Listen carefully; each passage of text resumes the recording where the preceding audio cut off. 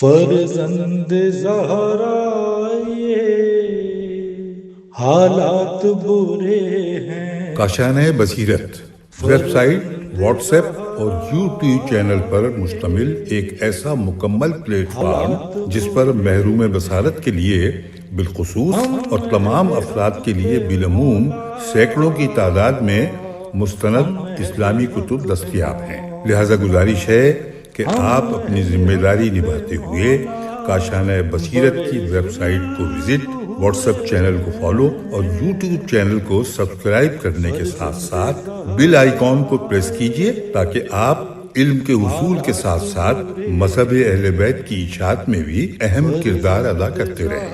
کاشانۂ بصیرت حالات برے ہیں۔ اعوذ باللہ من الشیطان الرجیم، بسم اللہ الرحمن الرحیم۔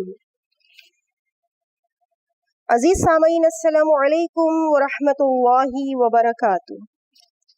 کتاب 1001 داستان علی کی ریڈنگ کاشانۂ بصیرت کے پلیٹ فارم سے آپ کی خدمت میں پیش کی جا رہی ہے، اور الحمدللہ اس کتاب کا یہ آخری حصہ ہے۔ میں آپ کی ریڈر زہرا علی آپ کی خدمت میں حاضر ہوں۔ صفحہ نمبر ہے 749 اور ہیڈنگ کا آغاز ہو رہا ہے پیغمبر صلی اللہ علیہ وآلہ وسلم کے راز نسب کا بیان امام علی علیہ السلام کے توسط سے۔ حضرت امام جعفر صادق علیہ السلام نے حضرت علی علیہ السلام سے نقل کیا ہے کہ حضرت نے جناب رسالت مآب صلی اللہ علیہ وآلہ وسلم کی خلقت اور نسب کے بارے میں بیان کیا۔ خدائے قدوس نے حضرت محمد صلی اللہ علیہ وآلہ وسلم کا نور خلق کیا، اس سے پہلے کہ آسمان و زمین، عرش، کرسی، لوح و قلم، بہشت و دوزخ پیدا کیے جائیں، اور اس سے بھی پہلے کہ خداوند تعالی انبیاء میں سے کسی نبی کی خلقت کا ارادہ کرے، 40,24,000 سال پہلے اس نور کو 12 حجابوں میں خلق کیا۔ نمبر 1 حجاب قدرت، نمبر 2 حجاب عظمت، نمبر 3 حجاب رحمت، نمبر 4 حجاب سعادت، نمبر 5 حجاب کرامت، نمبر 6 حجاب منزلت، نمبر 7 حجاب ہدایت، نمبر 8 حجاب نبوت، نمبر 9 حجاب رسالت، نمبر 10 حجاب رفعت، نمبر 11 حجاب ہیبت، اور نمبر 12 حجاب شفاعت۔ پھر اس نور مقدس کو 12,000 سال حجاب قدرت میں رکھا، اور وہ نور کہتا تھا سبحان ربی الاعلی، اور حجاب عظمت میں 11,000 سال رکھا تو وہ نور اس طرح پاکی بیان کرتا تھا سبحان عالم السر۔ اسی طرح 10,000 سال حجاب منت میں رکھا تو وہ نور کہتا تھا سبحان من ہوا قائم لا یلہوا، اور حجاب رحمت میں 9,000 سال رکھا تو وہ نور کہتا تھا سبحان الرفیع الاعلی، اور حجاب سعادت میں 8,000 سال رکھا تو وہ نور کہتا تھا سبحان من ہوا دائم لا یسہوا، اور حجاب کرامت میں 7,000 سال رکھا تو وہ نور اس طرح رطب اللسان تھا سبحان من ہوا غنی لا یفتقر، اور حجاب منزلت میں 6,000 سال رکھا تو وہ نور کہتا تھا سبحان العلیم الکریم، اور حجاب ہدایت میں 5,000 سال رکھا تو وہ نور کہتا تھا سبحان ذی العرش العظیم، اور حجاب نبوت میں 4,000 سال رکھا تو وہ نور کچھ اس طرح تقدیس بیان کرتا تھا سبحان رب العزت عما یصفون، اور حجاب رفعت میں 3,000 سال رکھا تو وہ نور کہتا تھا سبحان ذی الملک والملکوت، اور حجاب ہیبت میں 2,000 سال رکھا تو وہ نور یہ کہتا تھا سبحان اللہ وبحمدہ، اور حجاب شفاعت میں 1,000 سال رکھا تو یہ نور یہ ورد کرتا تھا سبحان ربی العظیم و بحمدہ۔ پھر اللہ نے آن حضرت کا اسم مبارک و مقدس لوح محفوظ پر ظاہر کیا۔ یہ پاکیزہ نام 4000 سال تک لوح محفوظ پر چمکتا رہا۔ پھر آن حضرت کا پاکیزہ نام عرش پر ظاہر کیا۔ 7000 سال تک یہ نور وہاں اپنی آب و تاب دکھاتا رہا اور اسی طرح رفت و جلالت کے عالم میں گردش کرتا رہا، یہاں تک کہ اس نور کو خداوند تعالیٰ نے صلب آدم علیہ السلام میں جگہ دی۔ پھر آدم علیہ السلام سے شیس، شیس سے انوش، انوش سے قینان، قینان سے مہلائیل، یہاں تک کہ ابراہیم خلیل اللہ علیہ السلام، اور پھر ابراہیم سے اسماعیل، پھر عبد مناف، اور عبد مناف سے ہاشم، اور ہاشم سے سید قریش عبد المطلب میں، اور عبد المطلب سے عبداللہ کے صلب میں جگہ دی۔ پھر پیغمبر اسلام صلی اللہ علیہ وآلہ وسلم اس دنیا میں تشریف لائے۔ فاطمہ بنت اسد ہنستے مسکراتے ہوئے جناب ابو طالب کے پاس آئیں اور یہ خوشخبری دی۔ یہ خوشخبری سن کر ابو طالب کہنے لگے، کیا تمہیں یہ حیران کن بات لگتی ہے؟ تو بھی حاملہ ہوگی اور اسی پیغمبر کے وصی اور وزیر کو جنم دے گی۔ اگلی ہیڈنگ ہے حمام کون ہے؟ جناب امیر المومنین علیہ السلام سے ایک روایت اصول کافی اور نہج البلاغہ میں نقل ہوئی ہے۔ یہ ایک بہت ہی عظیم روایت ہے اور خطبہ حمام کے نام سے معروف ہے۔ یہ ایک عجیب خطبہ ہے۔ پھر اس خطبے کا پہلا حصہ کافی کی دوسری جلد سے صفحہ نمبر 226 سے نقل کر رہے ہیں، اور اس روایت کے راوی امام جعفر صادق علیہ السلام ہیں۔ ایک شخص تھا جس کو حمام کہتے تھے، انتہائی عابد، پارسا اور زاہد تھا۔ ایک بار جب جناب امیر علیہ السلام کے خطبے میں مشغول تھے، یہ اپنی جگہ سے اٹھا اور کہا، یا امیر المومنین، آپ مومن کے اوصاف اس طرح ہمارے سامنے بیان کیجئے گویا ہم اس کو خود اپنے سامنے اپنے برابر دیکھ رہے ہیں۔ امام علیہ السلام اس بات کا جواب دینے میں تامل فرما رہے تھے، کیونکہ تاخیر جواب میں مصلحت تھی۔ پھر علی نے مختصراً فرمایا، اے حمام، تو خود خدا سے ڈرنے والا اور نیکوکار بن، کیونکہ خدا پرہیزگاروں اور نیک کردار لوگوں کے ساتھ ہے۔ حمام اس جواب پر قانع نہ ہوا۔ اس نے حضرت کو پھر قسم دی کہ مولا، مومن کے اوصاف کے بارے میں مفصل خطبہ ارشاد فرمائیے۔ جب امام مومن کے اوصاف گنوا رہے تھے تو حمام بے ہوش ہو گیا اور اس نے اس دنیا سے رخت سفر باندھ لیا۔ علی نے فرمایا، خدا کی قسم، میں اسی وجہ سے ڈر رہا تھا، اسی واقعے کی وجہ سے ڈر رہا تھا کہ پھر فرمانے لگے کہ نصیحت کی حق باتیں اپنے اہل کے لیے ایسی ہی تاثیر کی حامل ہوا کرتی ہیں۔ حاضرین میں ایک خارجی ابن کوا بھی بیٹھا ہوا تھا۔ کہنے لگا، یا امیر المومنین، یہ نصائح تجھ پر اثر انداز نہیں ہوتی، یا پھر تم اس کا یہ انجام جانتے تھے؟ یقیناً تم ہی اس کی موت کا باعث بنے ہو۔ امام علیہ السلام نے فرمایا، وائے ہو تم پر، ہر ایک کی موت کا وقت معین ہوتا ہے، اس سے ایک پل بھی ادھر ادھر نہیں ہو سکتا۔ یقیناً شیطان نے تمہاری زبان پر اس قسم کے کلمات جاری کیے ہیں۔ اس کے بعد خطبہ حمام کا مضمون تحریر ہے۔ مومن انتہائی زیرک اور تیز فہم ہوتا ہے، وہ ہمیشہ حشاش بشاش رہتا ہے۔ اگر اس کے دل میں کوئی غم بھی ہو تو ظاہر نہیں ہونے دیتا۔ ہر مادی چیز اس کی نظر میں ہیچ ہوتی ہے، ہر مٹ جانے والی چیز سے دوری اختیار کرتا ہے۔ نیکی کے معاملے میں اس کی طبیعت طمع کی طرف مائل ہوتی ہے۔ وہ کینہ پروری نہیں کرتا، تنگ نظر نہیں ہوتا، بیکار، لغو اور بیہودہ بحث میں نہیں الجھتا۔ اس کا مزاج گالی گلوچ اور نفرین کرنے والا نہیں ہوتا۔ وہ کبھی بھی عیب جوئی نہیں کرتا، غیبت سے دور رہتا ہے۔ دوسروں سے بلند مقام پر ہونا اس کو پسند نہیں ہوتا، ریاکاری پسند نہیں کرتا۔ اس کی ہمت حد درجہ عالی ہوتی ہے، اس کی خاموشی میں انتہائی وقار ہوتا ہے۔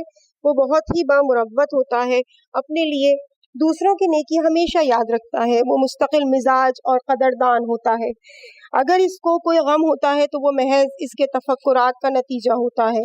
وہ اپنی حالت فقر میں بہت خوش اور مطمئن ہوتا ہے، خوش مزاج اور ہر سانچے میں ڈھلنے والا ہوتا ہے۔ اس کے کاموں میں ظلم و ستم کا کوئی دخل نہیں ہوتا، اپنے وعدے کی ہمیشہ پاسداری کرتا ہے۔ وہ اذیت پسند نہیں ہوتا، جھوٹ نہیں بولتا اور کسی کے عیبوں سے پردہ نہیں اٹھاتا۔ اگلی ہیڈنگ ہے بغیر نقطوں کے خطبہ۔ حضرت علی علیہ السلام نے حمد الہی جناب سرور کائنات صلی اللہ علیہ وآلہ وسلم، بت پرستی، اطاعت حق، ازواج پیغمبر اور اخلاقیات جیسے موضوعات اور ان سے متعلق مسائل پر مبنی ایک طولانی خطبہ دیا۔ اس کا اختصار یہاں دیا جا رہا ہے۔ ترجمہ: حمد و ثنا اس پروردگار کے لیے جو لائق حمد ہے اور وہ اپنے مقام پر مخصوص ہے، شیریں ترین، سری ترین، وسیع و عریض ترین، پاکیزہ ترین، بلند ترین، مکرم ترین اور سزاوار ترین حمد اس ذات بے ہمتا کے لیے ہے۔ تمام قسم کے شکرانے اس خدا کے حضور میں جو ایسا بادشاہ ہے جو لائق تحسین ہے، اور ایسا مالک ہے جو بے حد مہربان اور محبت والا ہے، جو ہر مولود کو صورت عطا کرتا ہے اور وہ ہر راندے ہوئے کی پناہ گاہ ہے۔ وہ صحراؤں اور میدانوں کا پیدا کرنے والا ہے اور پہاڑوں کو میخوں کی مانند قائم کرنے والا ہے۔ وہ باران رحمت برسانے والا اور مشکلات کو آسان کرنے والا اور ضروریات کو پورا کرنے والا ہے۔ وہ تمام رازوں کا جاننے والا اور جابر و ستمگار بادشاہوں کا نابود کرنے والا ہے۔ زمانوں کو ختم کرنے والا اور پھر نئے سرے سے وجود میں لانے والا ہے۔ ہر امر کا انجام کار خدا کی ہاں ہے۔ اس کی جود و عطا ہر چیز کو اپنے گھیرے میں لیے ہوئے ہے۔ اس کی بخشش کے بادلوں نے ہر شے کا احاطہ کر رکھا ہے اور قطرہ قطرہ وہ رحمت جاری و ساری ہے۔ وہ مخلوقات کی امیدیں اور آرزوئیں پوری کرنے والا ہے اور ریگزاروں کو وسعت بخشنے والا ہے۔ میں حمد و ستائش کرتا ہوں اس خدا کی جس کے لیے بے پایا حمد و تعریف ہے۔ میں اسی کو یکتا و یگانہ سمجھتا ہوں، ایسے جیسے کوئی عبد روتے ہوئے اپنے یکتا و یگانہ خدا کے سامنے گڑ گڑاتا ہے۔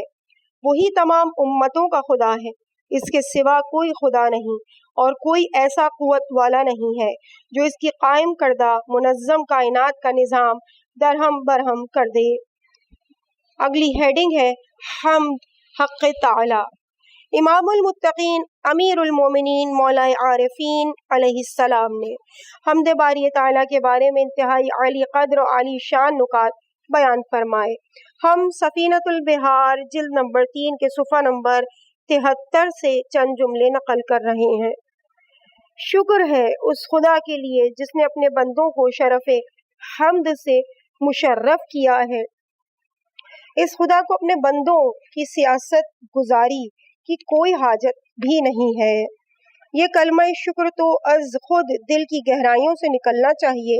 شکر دراصل ایک طریقہ ہے اس خدا وحدہ لا شریک کی لاہوتیت، سمدیت، ربوبیت اور فردیت کے اعتراف کا۔ اس خدا نے اپنے فضل کے طالب بندے کے لیے گویا راہیں روشن کر دی ہیں۔ حقیقت تو یہ ہے کہ اس کے سپاس اور حمد کا اعتراف ہم اس لیے بھی کرتے ہیں کہ وہ صحیح معنوں میں منعم حقیقی ہے اور ہر طرح کی حمد اسی کے لیے سزاوار اور واجب ہے۔ ہیڈنگ اگر تو راہ خدا میں ثابت قدم رہے۔ ازبغ بن نباتہ کہتے ہیں کہ میں حضرت علی کے گھر کے قریب ہی رکوع کر رہا تھا، خدا کے حضور میں دعا اور مناجات کے لیے اٹھا کے اتنے میں جناب امیر علیہ السلام اپنے گھر کے دروازے سے باہر آئے اور آپ علیہ السلام نے فرمایا، اے ازبغ، میں نے عرض کیا، فرمائیے مولا۔ انہوں نے فرمایا، تو کیا کر رہا ہے؟ میں نے کہا، میں رکوع اور دعا میں مصروف تھا۔ فرمایا، کہاں کیا تم چاہتے ہو کہ جو دعا میں نے جناب رسول خدا صلی اللہ علیہ وآلہ وسلم سے سنی وہ تمہیں سکھا دوں؟ میں نے جواب دیا، جی ہاں مولا۔ فرمایا، کہو۔ خدا کا شکر ہے اس کے لیے جو گزر چکا ہے، خدا کا شکر ہر حال کے لیے ہے۔ پھر اپنے دائیں ہاتھ سے میرا بایاں شانہ تھپ تھپایا اور فرمایا، اگر تو راہ خدا میں مستقل مزاج رہے اور ایک پیشوائے حق کے اقتداء میں رہے اور راہ خدا میں مال خرچ کرنے کے معاملے میں کھلا دل رکھے تو یقیناً وہ مہربان خدا تیرے وجود سے زیادہ تجھ پر مہربان رہے گا۔ اس کے بعد ہیڈنگ ہے دنیا سے بے اعتنائی۔ जनाब अली अलैहिस्सलाम ने मुख्तलिफ मौक़े पर फरमाया, ए दुनिया किसी दूसरे को फरेब दे, मैं तुम्हें 3 तलाक़ें दे चुका हूँ। लोगों ने सवाल किया, या अली, हमें इस बात से ताज्जुब है कि मैदान जंग के इतने बड़े बड़े दिलावर और जंगजू आपकी शमशीर से डरते हैं, तो ये कैसे मुमकिन है कि आप ऐसे दुनिया से खौफजदा हैं? हजरत ने फरमाया, आप लोगों को खबर नहीं है, ये दुनिया एक कांटेदार दरख्त है कि हवा हविस और लालच के हाथों ने इसको तुम्हारी उम्र की नदी के किनारे काश्त किया है। अगर इससे दूर नहीं रहोगे तो इसके कांटे तुम्हारे दामन इस्मत में उलझ जाएंगे। क्या तुमने नहीं सुना कि शुरू में जबकि अभी इसके कांटे ताकतवर और मजबूत नहीं हुए थे, फिर उन्होंने हजरत आदम अलैहिस्सलाम के दामन इस्मत को तार तार कर दिया। अब जबकि इसके कांटे कुव्वत पकड़ चुके हैं तो वह अली इब्न अबी तालिब के साथ क्या करेगी? अगली हेडिंग, अमीरुल मोमिनीन यानी क्या? जाबिर इब्न यजीद कहता है कि मैंने इमाम मोहम्मद बाकर अलैहिस्सलातु वस्सलाम की खिदमत में अर्ज किया कि मैं आप पर फिदा हो जाऊं। अली इब्न अबी तालिब को अमीरुल मोमिनीन क्यों नाम दिया गया? फरमाया, वो अपने इल्म से दूसरों को ग़िज़ा फराहम करते थे और उनको सिखाते थे। मगर क्या तूने कौल खुदावंदी नहीं सुना, वग़ैरा अहलिना, और हम ले आएंगे अपने ख़ानदान के लिए ग़िज़ा? सूरह मुबारका यूसुफ आयत नंबर 65।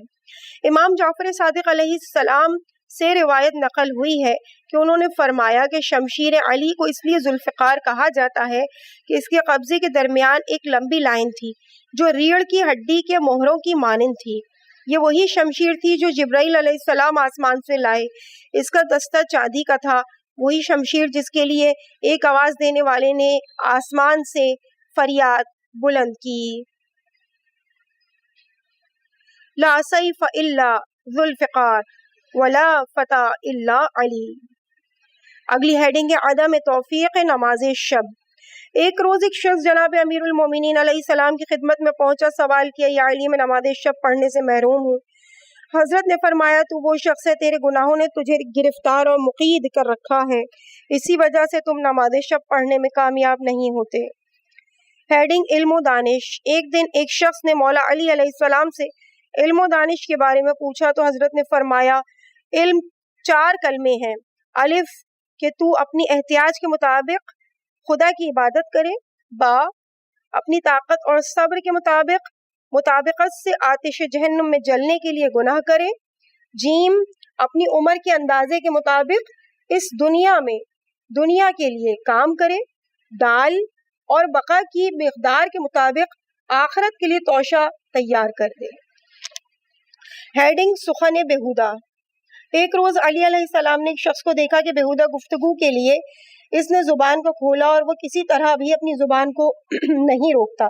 हजरत ने इससे फरमाया, ए शख्स, सच बात तो यह है कि तू 2 फरिश्तों के जरिए अपने अमाल नामे में नोट करवा रहा है। जो कुछ तू करता है वो लिख लेते हैं। बस तू ऐसी बात कह जिसमें तेरा फायदा हो और हर सूरत में बेहुदा बातों से दम साध ले। हेडिंग है, बहिश्त और मस्जिद का फ़र्क। हज़रत अमीरुल मोमिनीन अलैहिस्सलाम फरमाते हैं, मुझे मस्जिद में बैठना बहिश्त में बैठने से ज़्यादा महबूब और बेहतर लगता है। इमाम सादिक़ अलैहिस्सलाम से रिवायत है कि जब भी जनाब अमीर को कोई अहम काम दरपेश होता तो वो नमाज में पनाह लिया करते थे। फिर आया मुबारकत की तिलावत फरमाई, वस्ताईनु बिस्सब्रि वस्सलाह। नीज़ ये फरमाया कि तुम में से जो कोई भी किसी दुनियावी गम के बाइस अंदोहगीन और दिलगीर हो तो वो वजू करके मस्जिद जाए और 2 रकत नमाज पढ़े और खुदा ताला के हुजूर में रफ़ा गम व शिद्दत के लिए दुआ करे। क्या आपने नहीं सुना कि खुदा ताला ने कुरान मजीद में फरमाया है, वस्ताईनु बिस्सब्रि वस्सलाह। अगली हेडिंग है, इमाम अली अलैहिस्सलाम का मुअजिज़ा। अमीरुल मोमिनीन अली अलैहिस्सलाम के चंद मामू बनी मखजूम में से थे। इस कबीले का एक जवान इमाम के पास आया, अर्ज किया, मामू जान, मेरा भाई इस दुनिया से चला गया है और मैं इसकी मौत पर इंतहाई बेकरारी के आलम में हूँ। इमाम अली अलैहिस्सलाम ने फरमाया, क्या तू इसको देखना चाहता है? उसने कहा, जी हाँ। इमाम ने फरमाया, इसकी कब्र मुझे दिखाओ। इमाम अली अलैहिस्सलाम इसके साथ बाहर आए। इस वक्त वो हजरत का पटका कमर पर बांधे हुए थे। اس وقت اور جب قبر کے کنارے پہنچے تو انہوں نے زیر لب کچھ پڑھا اور اپنا ایک پاؤں قبر پر مارا. صاحب قبر سے باہر آ گیا اس حال میں کہ وہ عجمی زبان میں گفتگو کر رہا تھا. حضرت علی نے اس سے فرمایا جب تو اس دنیا سے گیا تو کیا عرب نہیں تھا؟ اس نے عرض کیا ہم فلاں فلاں فلاں اور فلاں کی روش پر اس دنیا سے گئے، اس وجہ سے ہماری زبان بھی بدل گئی ہے. اگلی ہیڈنگ ہے دوستان خدا کون؟ ابن عباس رضی اللہ تعالی عنہ کہتے ہیں کہ ایک روز علی ابن ابی طالب علیہ السلام سے دوستان خدا کے بارے میں سوال کیا گیا. آیت میں اس طرح اشارہ دیا گیا کہ تم جان لو کہ حقیقت میں دوستان خدا کو نہ تو کوئی خوف ہوتا ہے نہ وہ غمگین ہوتے ہیں. یہ وہ لوگ ہوتے ہیں جو خدا کے بڑے خلوص کے ساتھ پرستش کرتے ہیں، اور جب لوگ ظاہری دنیا کو دیکھ رہے ہوتے ہیں تو وہ باطن اور اندرونی کیفیت پر نگاہ رکھتے ہیں. اور لوگوں نے تو عارضی خوشیوں کا فریب کھایا ہے جبکہ ان لوگوں کی آئندہ پر خوب نظر ہے. اس اعتبار سے وہ جو کچھ جانتے ہیں اس کی خبر رکھتے ہیں، اس لیے اس سے ہاتھ کھینچ لیتے ہیں. وہ ان آرزوؤں اور خواہشات کے انجام بھی جانتے ہیں، اس لیے قلب و نظر سے ان کو نکال دیتے ہیں. ہیڈنگ ہے مرگ ہارون کی کیفیت. طبری میں ابن عباس سے روایت کی گئی ہے کہ جناب امیر المومنین علیہ السلام سے لوگوں نے پوچھا یا علی بنی اسرائیل نے موسیٰ علیہ السلام کو کیسے اذیت دی اور کیسے آزار پہنچایا، لیکن اللہ نے اسے آزاد رکھا، نجات دیے رکھی. حضرت نے فرمایا ایک روز موسیٰ علیہ السلام اپنے بھائی ہارون علیہ السلام کے ہمراہ ایک مقام پر جا رہے تھے. جب وہ ایک پہاڑ پر پہنچے تو خدا تعالیٰ نے ہارون کی روح قبض کر لی. موسیٰ نے واپس آ کر بنی اسرائیل کو خبر دی کہ ہارون کی وفات ہو گئی. تو بنی اسرائیل نے موسیٰ علیہ السلام سے کہا کہ تم نے ہارون کو لے جا کر قتل کروا دیا ہے اور اب ہمیں کہتے ہو کہ اس کی وفات ہو گئی. تم ہارون سے حسد کرتے ہو کیونکہ ہم اسے زیادہ چاہتے تھے. وہ ہمارے ساتھ بڑا نرم اور ملائم رویہ رکھتا تھا اور اس کے ساتھ ہماری بہت بنتی تھی. اللہ نے موسیٰ علیہ السلام کو ان لوگوں کی تہمت اور بہتان بازی سے اس طرح محفوظ رکھا اور ایک ایسا امر ظاہر کیا کہ جسد ہارون کو باہر لا کر اس دنیا کی محفلوں میں بالخصوص بنی اسرائیل میں گردش کرایا. ہارون کہتے تھے کہ اے بنی اسرائیل، میرے بھائی نے مجھے نہیں مارا، میں اپنی طبعی موت مرا ہوں. پھر فرشتے اس کو لے گئے اور ہارون کو ایسے مقام پر دفن کیا کہ پھر کسی کو اطلاع ہی نہ ہو سکی. اگلی ہیڈنگ ہے آرزو کے محل میں تو کیا کرے گا. دیوان میں علی علیہ السلام کے اشعار ہیں. یہ اشعار حضرت نے معاویہ کو لکھے تھے. یعنی تو آرزوؤں کے محل میں بہشت کی جستجو کرے گا. بہت مرتبہ ایسا بھی ہوا ہے کہ تم سے پہلے بھی ایسا ہی چاہتے تھے. تو خود سو جائے گا مگر تیری خواہشات چین سے نہیں رہیں گی. اے سوئے ہوئے غافل، بیدار ہو جاؤ. تو اس بات سے غافل ہو گیا ہے کہ تو فانی ہے جبکہ دنیا کی کوئی چیز ہمیشہ نہیں رہے گی. اگلی ہیڈنگ ہے بیٹے کی قربانی. ایک شخص حضرت علی علیہ السلام کے پاس آیا اور کہا یا علی، میں نے نظر مانی ہے اور اگر میں فلاں عمل کا مرتکب ہوں تو مسجد الحرام میں مقام ابراہیم علیہ السلام پر بیٹے کی قربانی دوں گا. اور اب جب کہ وہ عمل جو مجھے انجام نہیں دینا چاہیے تھا اس کا میں مرتکب ہوا ہوں، اب میں کیا کروں؟ اب میرا کیا کام ہے؟ حضرت نے فرمایا اپنے بیٹے کی بجائے صحت مند دمبا ذبح کرو اور اس کا گوشت ضرورت مندوں میں تقسیم کر دو. اگر تو کبریائی حق کے مرتبے سے گزر جائے تو زمانے کے صدر سے گزر کیونکہ کبریا علی ہے. اگلی ہیڈنگ ہے استطاعت و قدرت. ایک شخص نے حضرت علی علیہ السلام سے قدرت و استطاعت کے بارے میں سوال کیا کہ آیا انسان میں اتنی قدرت ہے کہ کاموں کو اپنی استطاعت کے مطابق کر دے یا اس میں قدرت و استطاعت کا فقدان ہے؟ بس جو کام انسان اپنی قدرت و استطاعت سے کر سکنے پر قادر ہے تو اس میں خدا تعالیٰ کی دخل اندازی کیسی ہے؟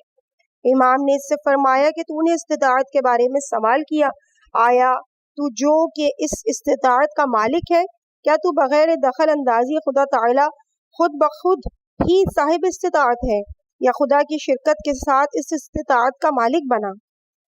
سوال کرنے والا حضرت کے اس جواب سے حیران رہ گیا کہ اب کیا کہے.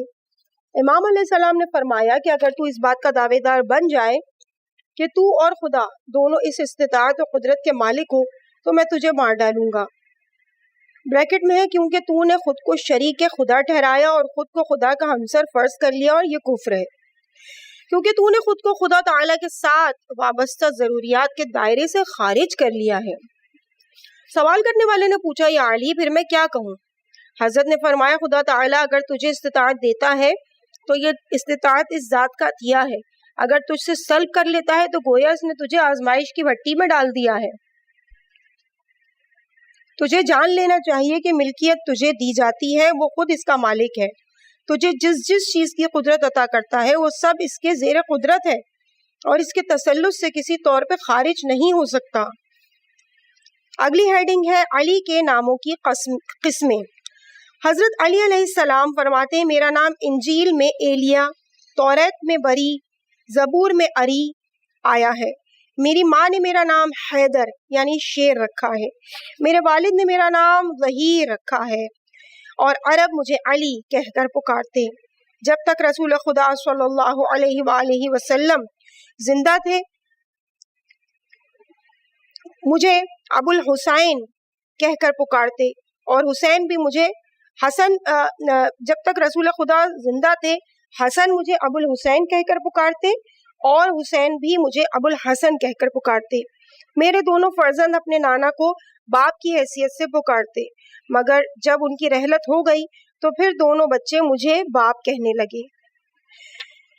ہیڈنگ ہے امام آخر الزمان علیہ السلام کے واقعات کی پیش گوئی. حضرت علی علیہ السلام بعض اوقات آنے والے واقعات کے مصائب اور مصروفیات کے بارے میں خبر دیا کرتے تھے اور آزمائشوں سے نکلنے کی راہیں بھی تجویز کرتے تھے. حضرت علی علیہ السلام نے فرمایا کہ لوگوں پر ایک ایسا زمانہ بھی آئے گا کہ کچھ بڑے بڑے گناہ اور برے اعمال ان کے درمیان ظاہر ہو جائیں گے. نمبر 1 برے کام آشکار ہو جائیں گے اور ان کو معمولی سمجھا جائے گا. نمبر 2 عفت و شرم کے پردے پارا پارا ہو جائیں گے. نمبر 3 زناکاری اور دیگر جنسی تجاوزات اعلانیہ ہوں گی. نمبر 4 یتیموں کا مال حلال سمجھ کر کھایا جائے گا. نمبر 5 سود خوری عام ہوگی. نمبر 6 اوزان میں کمی بیشی کی جائے گی. نمبر 7 نیند کے نام پر شراب کو حلال سمجھ کر پیا جائے گا. نمبر 8 رشوت تحفے اور مٹھائی کی صورت میں لی جائے گی. نمبر 9 امانت داری کے نام پر خیانت ہوگی. نمبر 10 مرد عورتوں کی شکل اختیار کریں گے اور عورتیں مردوں کی شبیہ اختیار کریں گی. 11 نماز کے احکام سے بے اعتنائی بڑھتی جائے گی. 12 خانہ خدا کا حج غیر اللہ کے لیے یعنی ریاکاری کے طور پر یا تجارت کے ضمن میں بجا لایا جائے گا. پھر انہوں نے بات کو جاری رکھا اور ان برائیوں کو اپنانے کی یہ سزا ہوگی کہ خداوند تعالیٰ ان کو اپنے فیوز اور برکات سے محروم کر دے گا. ماہ شوال یا تو ان کے لیے مخفی ہو جائے گا یا بعض اوقات 2 راتوں میں دیکھا جائے گا.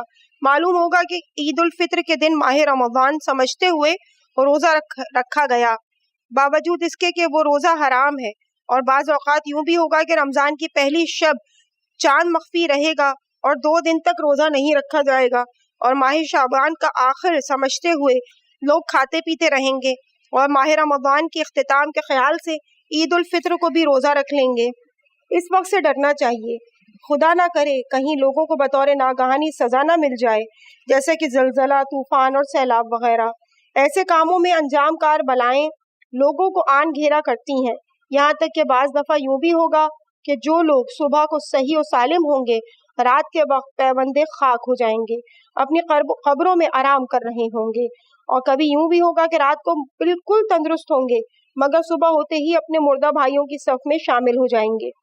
جب ایسا زمانہ آئے تو ضروری ہے کہ انسان ہمیشہ وصیت کرے مبادا کوئی بلا اس پر آ جائے. اور واجب ہے کہ نماز اول وقت پڑھے کیونکہ ممکن ہے کہ نماز کے آخر وقت تک اس کی زندگی اس کے ساتھ وفا نہ کرے. تم میں سے ہر کوئی جب ایسا زمانہ دیکھے تو بغیر وضو کے نہ سوئے اور اگر اس کے لیے ممکن ہو تو ہمیشہ باوضو رہے کیونکہ ڈر اس بات کا ہے کہ ناگہانی موت آ جائے. لہٰذا بہتر یہی ہے کہ باوضو رہے تاکہ اس کی روح پاکیزگی کے عالم میں خدا سے ملاقات کرے. میں نے تمہیں خوفزدہ کر دیا مگر اس کے ساتھ ساتھ آگاہ بھی کر دیا اور تمہیں نصیحت بھی کر دی. یہ بات ہمیشہ ذہن نشین رہنی چاہیے کہ جو کوئی اسلام کے علاوہ کوئی اور آئین رکھتا ہوگا وہ اس سے قبول نہیں کیا جائے گا اور وہ آخرت میں زیانکاروں میں سے ہوگا۔ علی علیہ السلام کے چہرے کے صدقے میں دونوں جہانوں سے فارغ ہوں، میں علی کے بالوں کے خم کے طفیل دوست کی شراب سے جوان ہوں۔ آخر میں یہ ایک شعر کا ترجمہ لکھا ہوا ہے۔ اگلی ہیڈنگ ہے اجتماعی رویے۔ امیر المومنین علیہ السلام نے فرمایا کہ جو گفتگو دو افراد سے تجاوز کر جاتی ہے وہ افواہ کے ضمن میں آ جاتی ہے۔ جب تک تو اپنے بھائی سے برائی نہ دیکھے اس کے بارے میں اچھی سوچ اور اچھی فکر رکھ، اپنے بھائی کی بات کا برا مطلب اخذ نہ کر۔ تیرا فرض ہے کہ تو سچے اور نیک بھائیوں سے دوستی کرے، ان لوگوں سے مشورہ کرو جو خدا خوفی رکھتے ہوں۔ اگلی ہیڈنگ ہے نماز کے سجدوں میں مناجات علی۔ نماز کے سجدوں میں مناجات علی علیہ السلام۔ ازبغ بن نباتہ کہتا ہے کہ امیر المومنین علیہ السلام اپنے سجدوں میں خدا کے حضور عرض کیا کرتے تھے کہ اے میرے آقا، میں تجھ سے راز و نیاز کرتا ہوں۔ ایک بندہ ذلیل اپنے رب جلیل کے حضور، اپنے آقا کے حضور اپنا راز کہتا ہے، تجھ سے بخشش طلب کرتا ہے، اس شخص کے مانند جو یہ جانتا ہے کہ میرے سوا گناہ بخشنے والا کوئی نہیں، تجھ پر میرا بھروسہ ہے، تیری ذات پر میرا توکل ہے۔ اگلی ہیڈنگ ہے فقیر کی عزت نفس اور لوگوں کی قدردانی۔ ایک روز ایک شخص جناب امیر المومنین علیہ السلام کے پاس آ کر عرض کرنے لگا، یا ابوالحسن، میں ضرورت مند ہوں۔ حضرت نے فرمایا اپنی ضرورت زمین پر لکھ۔ اس نے لکھا کہ میں فقیر ہوں۔ علی علیہ السلام نے قمبر سے فرمایا اس کو 2 جوڑے لباس دے دو۔ پھر وہ شخص مولا علی کی شان میں اشعار پڑھنے لگا۔ علی نے قمبر سے فرمایا کہ اس کو سونے کے 100 دینار دے دو۔ انہوں نے عرض کیا، یا علی، آپ نے اس کو تونگر بنا دیا ہے۔ حضرت نے فرمایا، میں نے جناب رسالت مآب صلی اللہ علیہ وآلہ وسلم سے سنا، وہ فرمایا کرتے تھے کہ لوگوں کی قدردانی کرو۔ پھر علی بن ابی طالب فرمانے لگے، مجھے لوگوں پر بڑی حیرت ہوتی ہے کہ وہ اپنے پیسوں سے غلام اور کنیزیں خریدتے ہیں مگر فقیروں کو اپنے احسان سے نہیں خریدتے۔ اگلی ہیڈنگ ہے مفسر قرآن۔ غزالی نقل کرتے ہیں کہ جناب امیر المومنین علیہ السلام نے فرمایا کہ اگر خدا تعالیٰ اپنے پیغمبر اکرم مجھے اجازت دیں صلی اللہ علیہ وآلہ وسلم تو میں سورہ فاتحہ کی اتنی شرح لکھوں کہ 40 اونٹ بار کیے جا سکیں۔ یعنی یہ محض وسعت مطالب اور باب علم کو کھولنا نہیں ہے، یہ علم الہی آسمانی باطنی اور خدا دادی ہے۔ یہ علم کسبی نہیں ہے بلکہ خدا داد ہے۔ ایک اور مقام پر حضرت فرماتے ہیں کہ قرآن کے بارے میں مجھ سے جو چاہے پوچھ لو، ہر طرح سے تمہیں آگاہ کروں گا کہ اس کی آیت کس کے بارے میں اور کہاں نازل ہوئی ہے۔ ہیڈنگ امام حسن کی سفارش۔ ایک روز 2 چھوٹے بچوں نے اپنی اپنی لکھائیوں میں نوشتے لکھی اور امام حسن علیہ السلام کی خدمت میں لے آئے۔ ان کو اپنا جج مقرر کیا تاکہ ان کے لیے فیصلہ کریں کہ کس کی لکھائی اچھی ہے۔ اس وقت علی علیہ السلام نے اپنی نظریں حسن پر گاڑ دیں اور فرمایا، میرے بیٹے، غور سے دھیان سے کس طرح فیصلہ کرو گے؟ بلا شبہ یہ ایک فیصلہ ہے، خدا تعالیٰ قیامت کے دن اس کے لیے تم سے ہی سوال کرے گا۔ اگلی ہیڈنگ ہے توبہ نصوح۔ علی علیہ السلام فرماتے ہیں گناہ نہ کرنا توبہ سے زیادہ آسان ہے۔ عرض کیا گیا کہ ابوالحسن، توبہ نصوح کون سی ہے اور کس طرح کی ہے؟ حضرت نے فرمایا دل میں پشیمان ہونا اور زبان سے طلب آمرزش کرنا اور گناہ کی انجام دہی کا ارادہ نہ ہونا۔ ہیڈنگ ہے 2 لفظوں میں تمام تر زہد۔ روایت میں ہے کہ علی علیہ السلام نے فرمایا خداوند تعالیٰ نے زہد کو 2 الفاظ میں جمع کر دیا ہے، اگر کوئی اس آیت پر عمل کر لے تو زاہد روزگار ہے، اور وہ آیت یہ ہے، جو کچھ ہاتھ سے نکل جائے اس پر افسوس نہ کرو۔ اگلی ہیڈنگ ہے امام علی علیہ السلام کا تعارف۔ مفضل بن عمر نے جناب امام جعفر صادق علیہ السلام سے سوال کیا کہ یہ ابن رسول اللہ علی بن ابی طالب کس دلیل سے تقسیم کنندہ جنت و جہنم ہے؟ حضرت نے فرمایا اس لیے کہ ان حضرت سے محبت عین ایمان ہے اور ان سے عداوت عین کفر ہے، اور حق بات تو یہ ہے کہ جنت صرف اہل ایمان کے لیے بنائی گئی اور جہنم صرف اہل کفر کے لیے ہے۔ اس اعتبار سے علی تقسیم کنندہ جنت و دوزخ ہے۔ بہشت میں صرف اس کو داخل کیا جائے گا جو علی سے محبت پر ہوگا، اور جو علی سے دشمنی رکھتا ہوگا بس وہی داخل جہنم ہوگا۔ مفضل نے عرض کیا یا ابن رسول اللہ، اس بنا پر تو انبیاء اور اوصیاء بھی علی کو دوست رکھتے ہوں گے اور ان کے دشمن مبغوض ہوتے ہوں گے، یعنی ان کو نبض کی نشانی کے طور پر جہنم واصل کیا جاتا ہوگا۔ حضرت نے فرمایا کیا تو نے نہیں جانا ہے کہ پیغمبر علیہ وسلام نے روز خیبر فرمایا تھا کہ میں ہر صورت میں فوج کا پرچم کل اس شخص کے ہاتھوں میں دوں گا جو خدا اور اس کے رسول سے محبت رکھتا ہوگا اور خدا اور اس کا رسول بھی اسے چاہتے ہوں گے۔ وہ میدان کارزار سے ہرگز واپس نہیں پلٹے گا مگر یہ کہ خدا اس کے ہاتھ پر فتح نصیب کرے گا۔ عرض کیا جی مولا۔ امام نے فرمایا کیا تم نے اس بات سے نہیں جانا کہ جب رسول کے لیے پرندہ بھون کر لایا گیا تو حضرت نے اللہ سے عرض کیا خدایا اپنا محبوب ترین بندہ بھیج دے تاکہ وہ میرے ساتھ یہ پرندہ کھائے، اور علی کے ہی احب خلق اللہ کا مصداق تھے۔ عرض کیا جی مولا۔ امام نے فرمایا کیا ممکن ہے کہ خدا کے نبیوں اور ان کے وصیوں میں نے اس شخص کو دوست نہ رکھا ہو جس کو خدا اور اس کا رسول چاہتے ہوں، اور وہ شخص بذات خود بھی خدا اور رسول کا چاہنے والا ہو؟ میں نے کہا مفول نہیں، ایسا نہیں ہو سکتا۔ پھر حضرت فرمانے لگے آیا ممکن ہے کہ مومنین ان امتوں سے ہو کہ حبیب خدا اور اس کے رسول کے حبیب اور اس کے پیغمبروں کے حبیب کو دوست نہ رکھتے ہو؟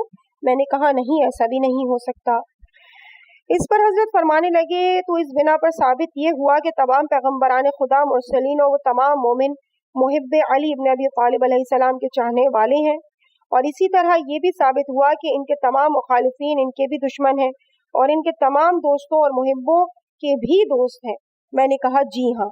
حضرت نے فرمایا اس بنا پر صرف علی کا حبدار اور دوستدار ہی جنت میں جا سکتا ہے، خواہ وہ پچھلوں یعنی گزشتان میں سے ہو یا آنے والوں میں سے ہو۔ اس دلیل کے روح سے علی تقسیم کنندائے جنت و جہنم ہے۔